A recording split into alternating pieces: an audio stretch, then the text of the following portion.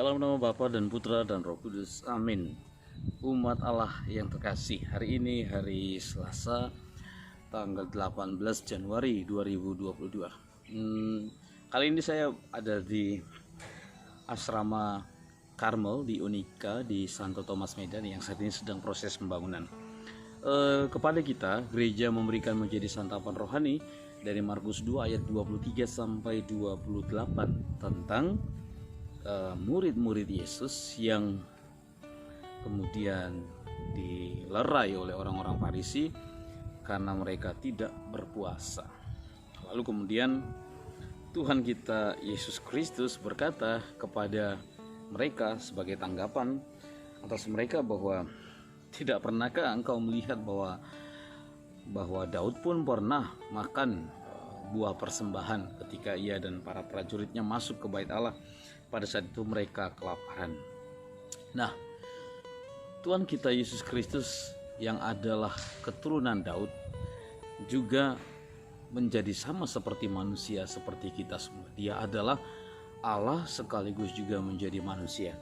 Dia haus akan makanan jasmani, tetapi dia juga meminta supaya kita semua memiliki kelaparan, bukan hanya soal jasmani saja, tetapi juga memiliki kelaparan jiwa. Nah, oleh karena itulah saudara-saudariku yang terkasih, Tuhan Yesus Kristus selalu berkata bahwa manusia itu adalah Tuhan atas hari Sabat. Sekaligus juga menandaskan bahwa Yesus selain adalah keturunan Daud, dia juga menjadi Tuhan atas Daud. Karena Yesus yang adalah Allah itu sudah ada sebelum Daud, dia ada dari kekal. Oleh karena itulah para saudara-saudara kasih, menariknya sekali ya bahwa Tuhan Yesus bilang hari ini kepada kita bahwa manusia itu adalah Tuhan atas hari Sabat. Makna praktisnya bagi kita, relevansinya bagi kita ialah bahwa kita diberikan waktu 6 hari untuk bekerja. Kita 6 hari untuk bekerja keras, dan kita 6 hari berusaha dengan usaha manusiawi kita. Tetapi kemudian kita lalu menyadari bahwa pada hari yang ketujuh kita harus beristirahat dari itu semua. Saatnya kita juga harus mengumpulkan dosa-dosa yang telah kita lakukan selama 6 hari. Saatnya kita juga untuk datang bertobat, datang ke bait Allah. Saatnya juga kita datang untuk membawa dosa-dosa kita dan berdoa mohon ampun kepada Tuhan.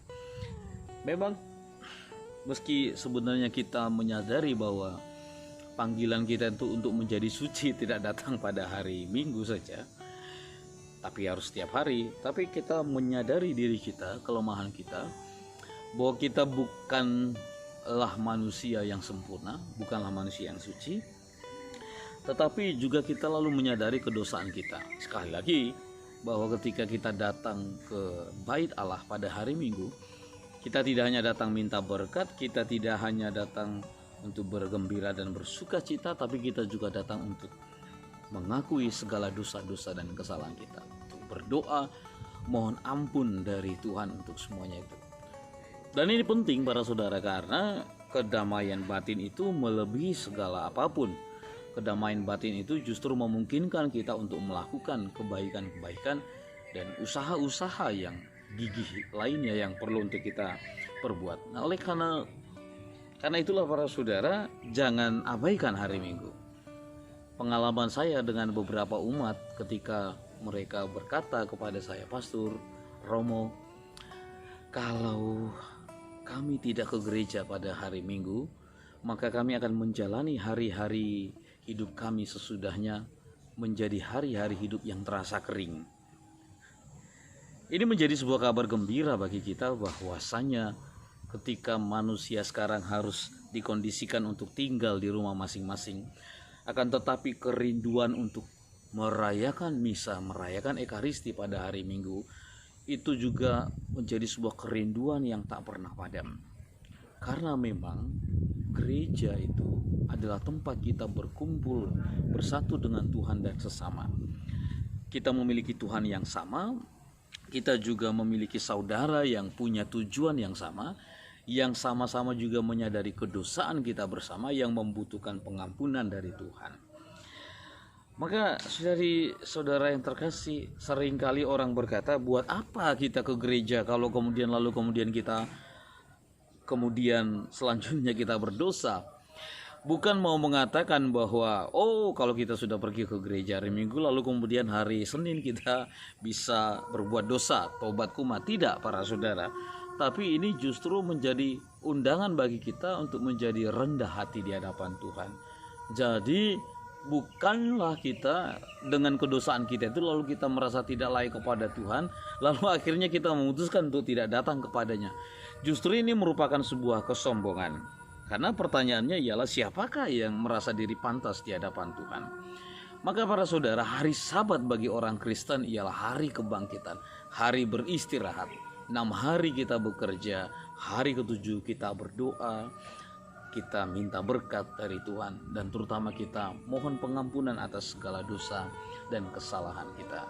Semoga kita lalu menyadari bahwasanya peziarahan kita setiap hari Minggu ke rumah Tuhan merupakan sesuatu yang menjadi sebuah kewajiban bagiku, bagi Anda, bagi kita semua untuk datang ke sana. Jangan sia-siakan hari Minggu, waktu untuk bersekutu dengan Tuhan kita secara khusus pada tempat yang khusus di waktu yang khusus.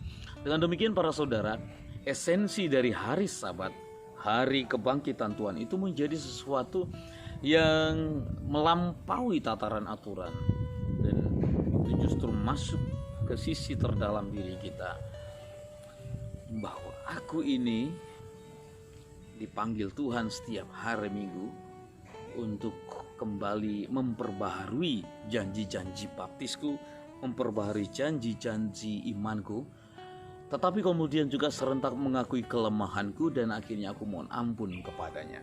Jadi daripada soal tidak bekerja, daripada hanya sekedar tidak melakukan hal-hal yang biasa kita lakukan setiap hari, mari kita juga melihat arti itu secara lebih mendalam. Dan semoga Tuhan memberkati kesadaran kita bersama, dan semoga Tuhan senantiasa membantu kita untuk menyadari akan arti tahun-tahun liturgi, hari-hari suci bagi kita, terutama karena itu semua ditujukan untuk supaya kita semakin hari semakin menyucikan, atau lebih tepatnya memberikan diri untuk disucikan Tuhan.